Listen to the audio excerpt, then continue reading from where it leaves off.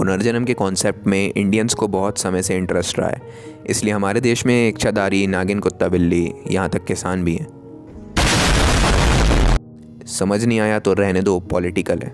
दो बहनें जो एक कार एक्सीडेंट में मारी जाती हैं और अगले जन्म में ट्विन सिस्टर्स की तरह पैदा होती हैं। एक ग्रैंडफादर जो अपने घर में खुद ही का ग्रैंडसन बन के अगले जन्म में पैदा हो जाता है, और एक 3 साल का बच्चा जो अपने पिछले जन्म की मर्डर मिस्ट्री को सॉल्व कर देता है। दुनिया में होने वाली अजीबोगरीब घटनाएं कभी ख़त्म नहीं होगी। Enhance my content. तो जानते हैं कुछ ऐसी पुनर्जन्म की कहानियों को जिनको जानकर आप भी हो जाएंगे सरप्राइज मदरफकर।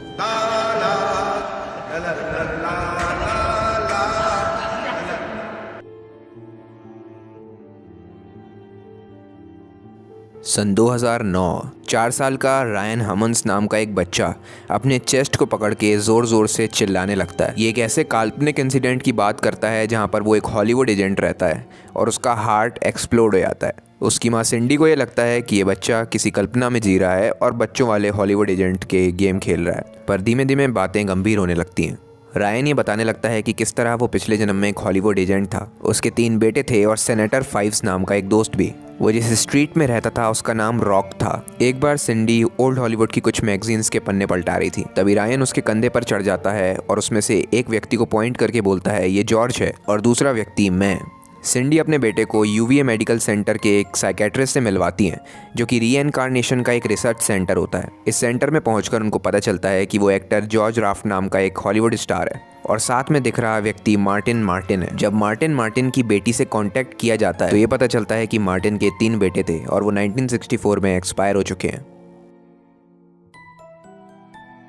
एरिका रूहेलमैन नाम की एक औरत का 5 साल का एक लड़का होता है जिसका नाम वो रखते हैं ल्यूक। ल्यूक की एक आदत होती है कि वो अपने हर खिलौने को पैम कह के बुलाता है। पहले तो घर वालों को यही लगता है कि वो बच्चे की कोई मामूली सी आदत है, लेकिन एक दिन उससे उसकी माँ ये पूछ ही लेती है कि पैम कौन है, तो बच्चा जवाब देता है मैं। पिछले जन्म में मैं पैम नाम की लड़की हुआ करता था और आपके जैसी ईयरिंग्स पहना करता था। पहले तो घर वालों को ये चीज़ मजाक लगती है और बच्चे की कोई कल्पना, पर धीमे धीमे ल्यू के बताने लगता है कि कैसे वो शिकागो में रहता था और बहुत ट्रेन में आना जाना किया करता था। उसकी कहानी के अनुसार वो एक आग में जलकर मारा गया था और जैसे ही भगवान के पास पहुंचा उन्होंने उसे वापस धरती पर भेज दिया आपके बेटे के रूप में, जिसका नाम आपने ल्यूक रखा। जब एरिका ने ये सारी चीज़ें सर्च इंजन में डालकर देखी तो उसे एक कहानी के बारे में पता चला जब शिकागो के पैक्सटन होटल में आग लग जाती है। मार्च 1993 में ये आग लगती है जिसमें 19 लोग जलकर मारे जाते हैं। जब वो मरने वाले लोगों की लिस्ट को चेक करती हैं तो उसमें पैम रॉबिन्सन नाम की एक लड़की का नाम भी था।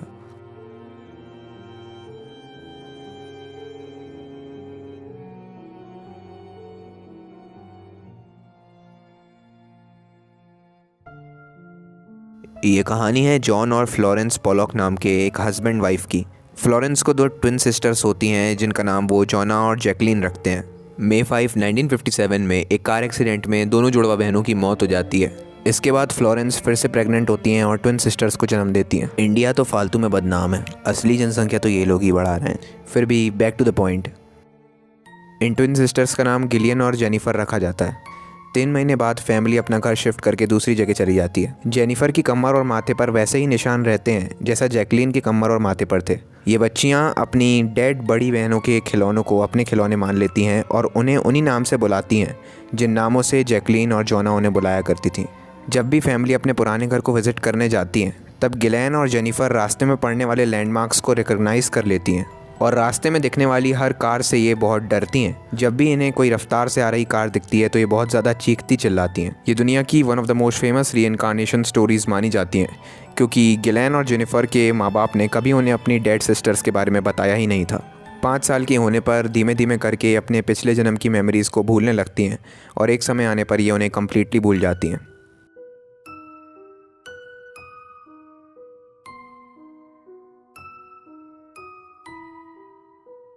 यूनिवर्सिटी ऑफ वर्जीनिया के एक साइकेट्रिस्ट जिम टकर, जो पेशे से प्रोफेशनली रीइनकार्नेशन स्टडी करते हैं, उनके पास एक लड़के की कहानी आती है जिसका नाम होता है सैम। जब यह बच्चा 18 महीने का रहता है और इसके पापा इसका डायपर बदल रहे होते हैं तब ये उनसे कहता है कि मैं भी आपके बचपन में आपके ऐसे ही डायपर बदला करता था।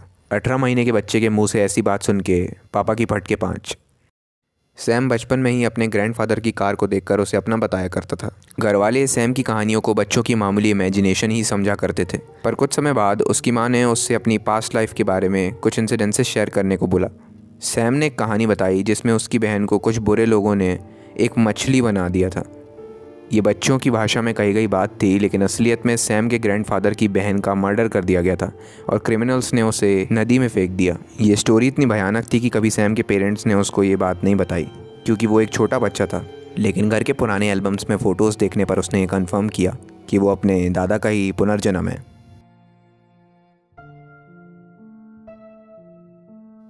Golan Heights, Syria.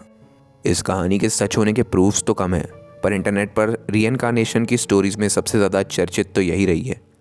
Golan Heights में रहने वाला एक 3 साल का बच्चा अपने सर पे एक रेड बर्थ मार्क के साथ पैदा होता है। वो इस बर्थ मार्क को अपनी पास्ट लाइफ में हुए मर्डर से रिलेट करता है। इतनी छोटी उम्र में ऐसी अजीब बातें करने की वजह से घर वाले उसे एक फिजिशियन डॉक्टर एली लैश के पास ले जाते हैं। डॉक्टर एली लैश इस केस को इन्वेस्टिगेट करते हैं और उस बच्चे को गांव से गांव ले जाते हैं ताकि उसे अपनी पास्ट लाइफ का गांव याद आ जाए। एक गांव को देखकर वो बच्चा पहचान जाता है और उसे अपना होम टाउन बताता है। साथ ही वो ये भी बताता है कि वो कहाँ रहता था और उसका पड़ोसी कौन था। जब वो लोग उस पड़ोसी से मिलते हैं तब वो बच्चा बताता है कि इसी ने पास्ट लाइफ में मेरा मर्डर किया था। साथ ही वो ये भी बताता है कि उसका स्केलेटन कहाँ पर बरी किया गया है। जब स्केलेटन को निकाल कर देखा जाता है तो उसके स्कल पे भी वहीं पर निशान रहता है। इन सभी चीज़ों को देखकर नेबर कन्फेस कर लेता है कि उसने 4 साल पहले एक व्यक्ति को मारा था। बट इस स्टोरी के साथ एक प्रॉब्लम है। इंटरनेट पर इसको जहाँ पर भी रीड किया जाता है वहाँ पर या तो बच्चे का नाम बताया नहीं जाता या तो अलग अलग होता है। घर वाले कौन थे और 4 साल तक वो स्केलेटन गला क्यों नहीं, ये सारी बातों का भी जवाब कोई नहीं देता। इसलिए स्टोरी इंटरनेट पर एक रूमर बनकर रह गई है।